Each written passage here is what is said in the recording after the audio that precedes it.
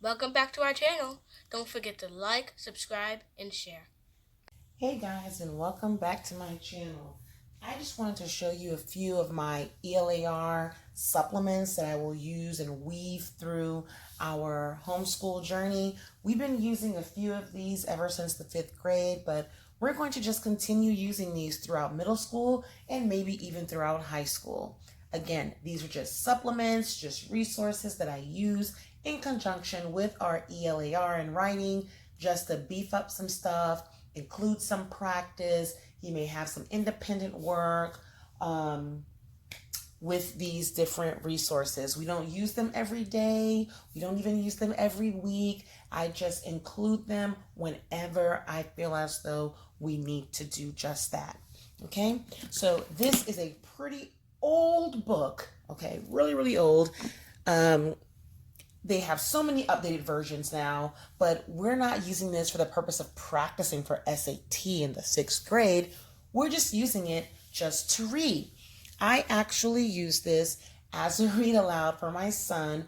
Sometimes if, during our together time is like morning time, some people may call it.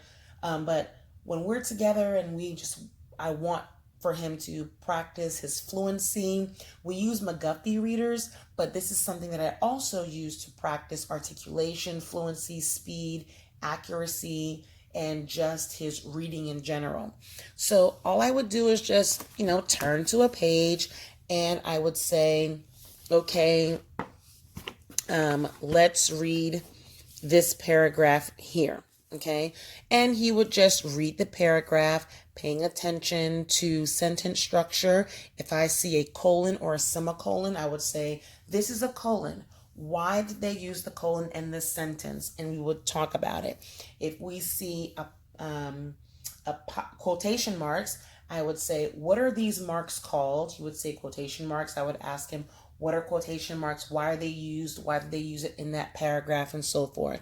So again, we're just using this just to read for fluency, like I explained, and we're also using this to break down paragraphs, to understand grammar and to understand punctuation and things of that nature. We can do that in any book, and we also do that in our literature that we read and in our everyday reading. However, this book here forces him to stretch his reading, to stretch his thinking, and to go way beyond his reading level just to get him prepared for higher level reading.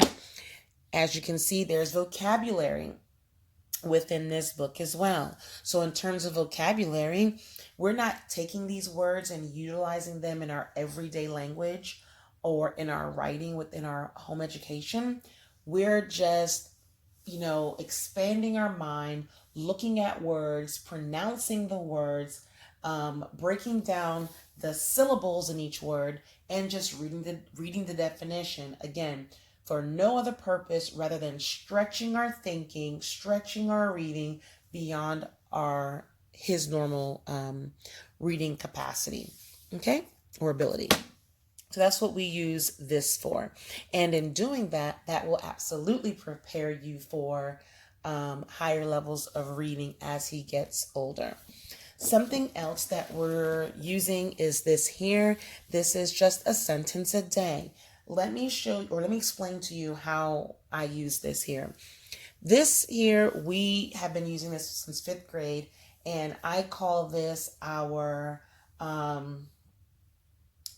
money sentences. And the reason why I call them money sentences is because I will randomly select a sentence, not paragraph, a sentence. Let's say I select this sentence.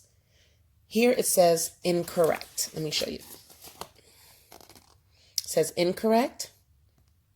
They correct it and give you notes to understand how they got from an incorrect sentence or paragraph to a correct sentence or paragraph.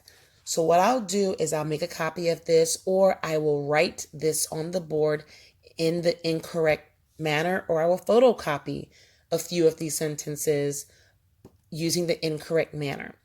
And then he has to correct everything that is incorrect within here. He gets 10 cents for everything he corrects. So as an example, if you look at this first sentence here, okay, in the incorrect, look at the first sentence and look at the second sentence. Before I give this to him, what I would do is I would compare the two and I will determine how many corrections there were.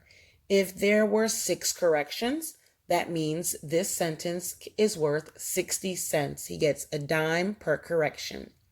So when he gets his incorrect sentence, he has to find all the errors and he has to actually correct them. For every single one he gets right, he goes ahead and gets that dime.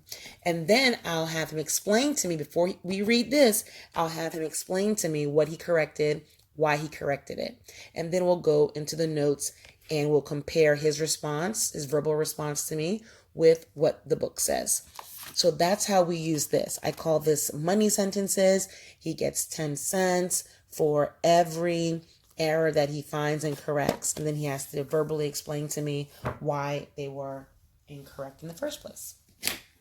For punctuation, this is something really cool that you can use to help your children understand punctuation. This can be used in elementary and in middle school. Okay, so what we're focusing on in middle school is colons, semicolons. Okay, colons and semicolons. Everything else we've done already. So let me show you a few of these books here.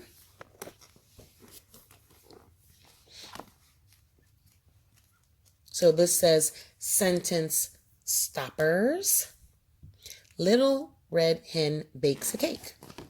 And they're basically teaching you punctuation through little sentences, mini stories, and then here they have an explanation as far as what is a sentence stopper. And this is your basic punctuation, period, question mark, exclamation marks, and so forth. And then they'll go through a few and show you how you use them. They'll explain why they're used, and so on and so forth. So this is a really cute book here that you can use with your children. They have one for commas. I'm just showing you quick examples. One for apostrophes.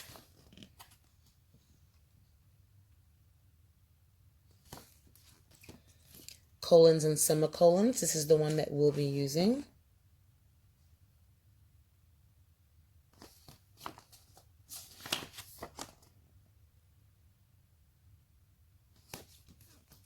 Capitalization.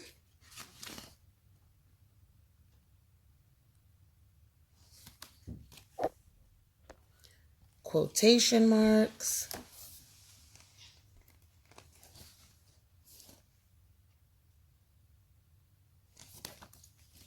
Abbreviations.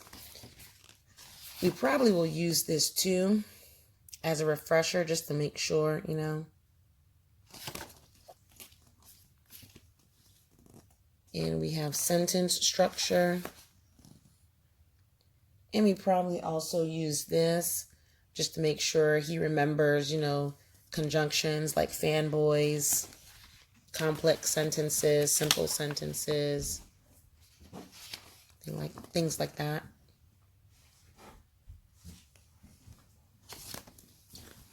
And this here is a teaching guide. It actually comes with a guide to help you understand how to utilize those books. This also comes with activities. As you can see here, it says grades 2 through 5, but if you want to use it in the 6th grade, the 7th grade as a refresher, or if you're just teaching certain things in the 5th grade, you may want to continue using it in the 6th. But I think this is awesome for 2nd through 6th grade, although it says 2 through 5. And you can absolutely use it in the 7th grade if your child is really behind and needs some assistance. Let me show you the teacher's guide here. Or the teacher's guide.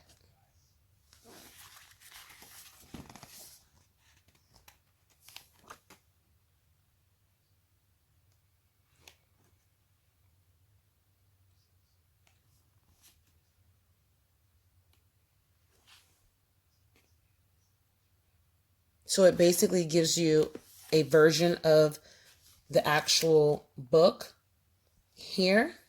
So while the student is in this book, you can be teaching them from the teacher's guide. And then it has little activities in here, little questions that you can ask as you are going through this book with them here. Okay?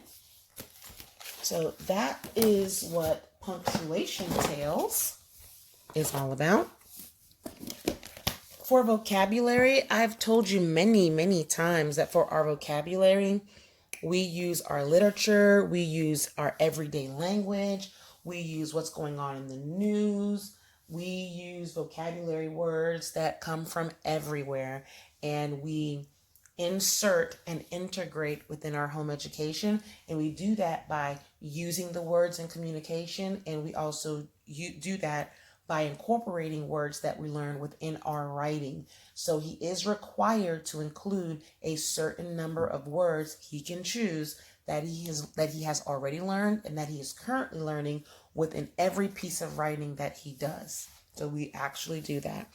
And to do it in a fun way, we learn those vocabulary words through this type of stuff here, where you learn the word through comic books or pictures, and things of that nature. So let me just pick a word.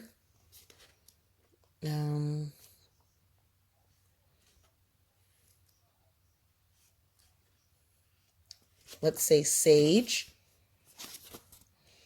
It gives you the word. It tells you how to, I apologize, guys. Let me get closer.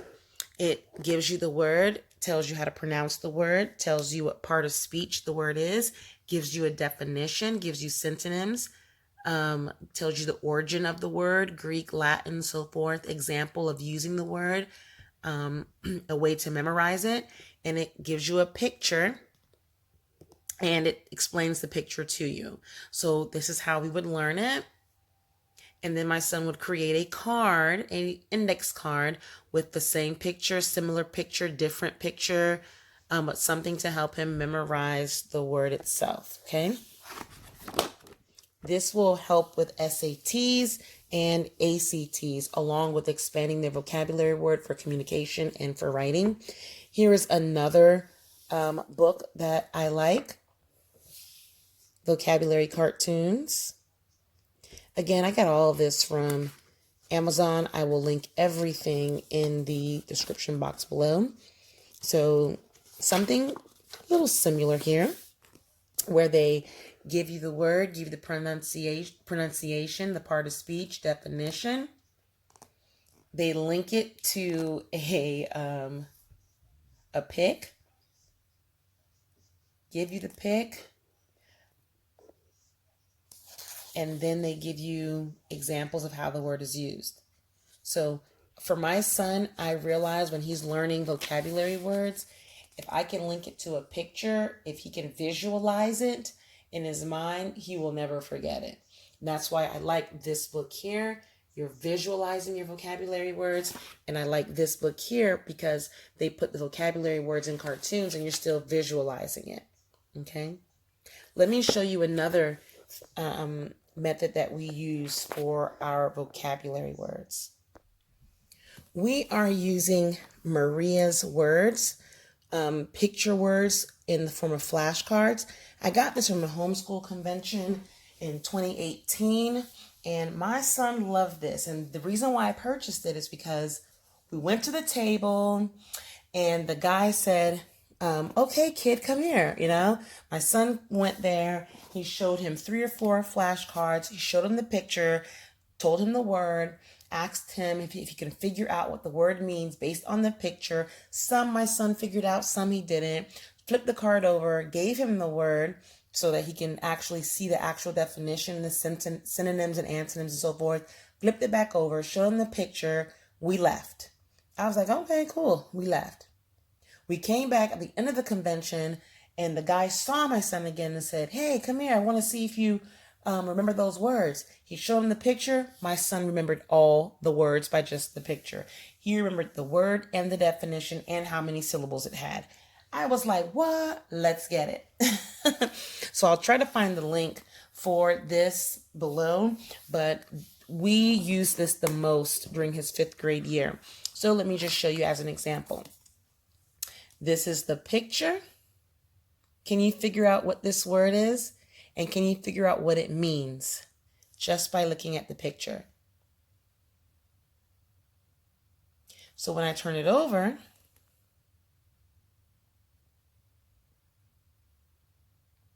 did you get that definition based on the picture?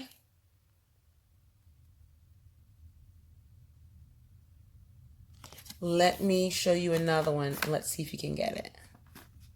I'm going to keep them in order.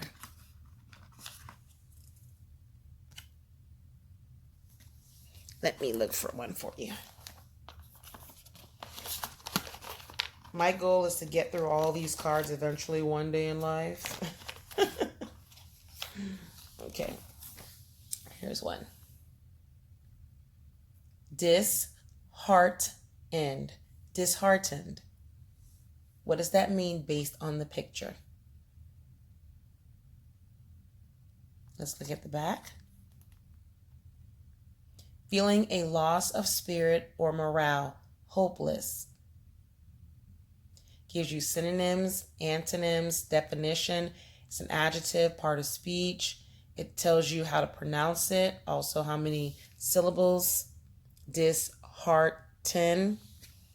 So if you look at the heart, it's split in the middle, and it's, something is being lost. The pieces that connected the heart together are being lost. Disheartened. Feeling a loss of spirit, morale. Let me show you another one. You can also go into prefix, and if you have taught your child what the word dis means, then, it'll be easier. Here's another one.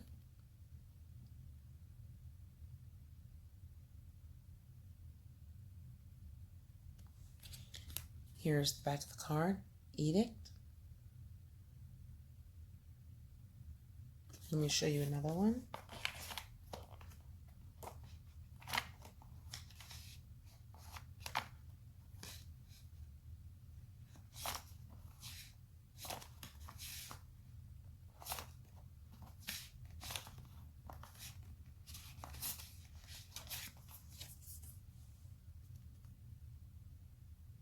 The light in the middle, illuminated.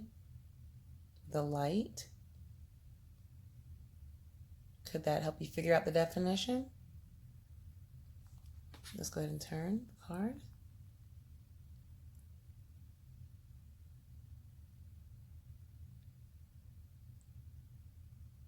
So we really enjoyed using this deck here. We take, last year, I want to say we did 60 to 70 of those cards last year. Along with that, in my English language arts video, when I was showing you what we're using for our 2019-2020 school year for my son's 6th grade year, I also showed you this here. This is what we're using for writing. This is a resource. It's not main curriculum. It's just a resource that we're using. We're going to use it along with this book here. With this here, I'm not sure if I want to teach it to him myself or if I'm going to enroll him in an online class that actually teaches this exact same course. Not sure what we're going to do. I may go ahead and consider having someone else teach it to him online, or I don't know. We'll see how it goes. But basically, we're using this book and the workbook to understand the elements of writing, the style of writing. This is normally used in high school and in college. However, I figure we can start this in the 6th grade, finish it in the 7th, and then cycle through it again in 8th or 9th grade. So we're going to cycle through this once in middle school, once in high school, and take our time. If I'm teaching it, I'm going to do it over a course of a year and a half, maybe 2 years, 6th and 7th grade, taking it slow, no rush. If I allow someone else to teach it to him, the class that I'm looking at, it is a 10-month class. So it's a year course that the student will take, and they'll have writing projects and writing assignments as they go through it. So again, not sure which one I want to do, but I'm leaning more towards having him take the online class. Okay, then we keep going through the table of contents for you.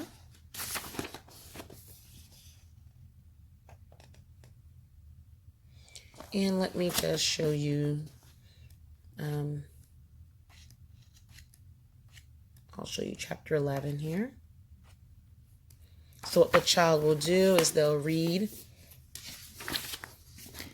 the chapter, the correlating chapter here. They'll underline, take notes, whatever, and then they'll use the workbook to basically practice whatever they were learning from this book here.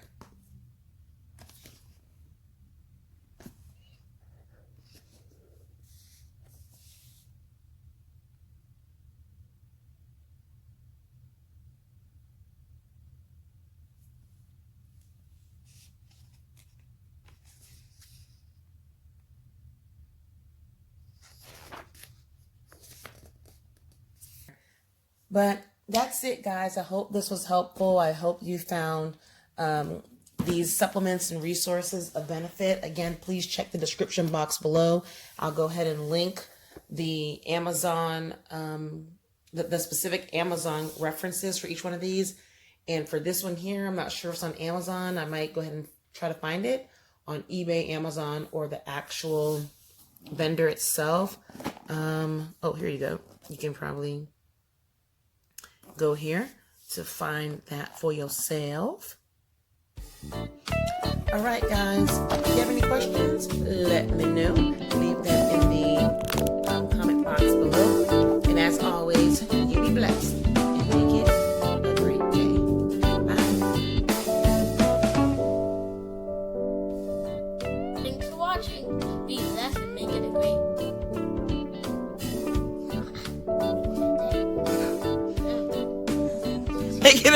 Make it a great day. Thanks for watching. Be blessed and make it a great